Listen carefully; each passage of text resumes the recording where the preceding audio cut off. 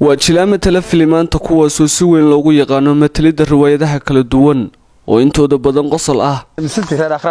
أخرات واحد وين؟ يا رير أخرات واحد من هذا من سنة؟ حقا من هذا أنا عدو هذا أنا بام ساسان وبربرناي آخر فلي تو أنا حقا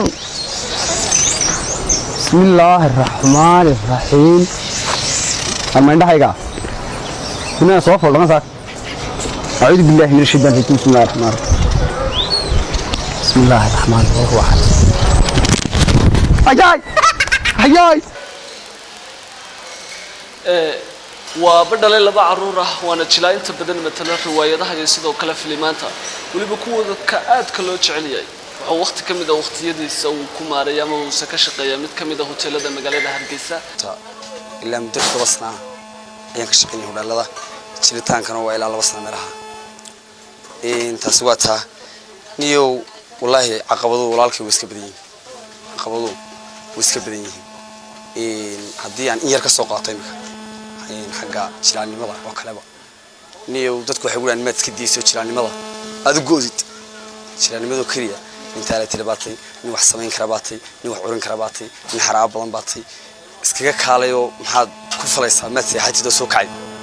oo aad wuxuu tish niyo weyl noqoy waayo caqabadu iska badan yihiin markaa inaan xamaasho oo aan ma hodal ka shaqeeyo ama wax kala ka shaqeeyo ma hawlo kala qabto ni horta taasa igu waafaqay inaan xamaasho ma garanaysaa faraag la soo baxo Soomaalida waxa ku maamada nin tuur leh soo seexdo isaga yaqaan markaa ni taasa igu kaliftay inaan adigu hodal ka shaqeeyo inkastoo yahay jila inta badan ka soo muuqday aalada YouTube haddana dadka ku arka shaqadan uu ku maareeyo noloshiisa ayaa su'aalo weydiiya qaar baa ii yeedho gudda ka asmaan faqayn ka markaan u imaadaan saas leeyahay nafar baasta ka dalbanay ay tira wariya sodigi filinka naga soo jiliyaan fi daawanay waa maxay haafka baasta maan soo adig yahay xamee waaniin aradin waan xamaaliyo wixii sheeg meel ku ciyaareen waaniyo maalin walba hadda miri waxa ma waa dheeli saacad kasta weeyba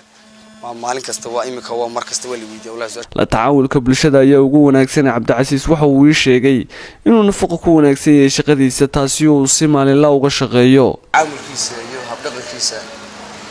wallahi horta suu maaragtay dadku la tacaamulayo waa nin firfircoon weey maaragtay dadka suu raali gelinayo iyo dadka suu maaragtay u habeenayo dadka maaragtay majority dadku Soomaaliyeed ninkaas ma nafaqo hayn dadana maaragtay hadeero maaragtay qosol loo iska jeediyaa hadeero qosol ayuu iska jeediyaa dadana dad badan baa arkaysa ayagoo ninka nafaqo dadana isuguna hawjiisu taa ninka hawshiisa iska watooyay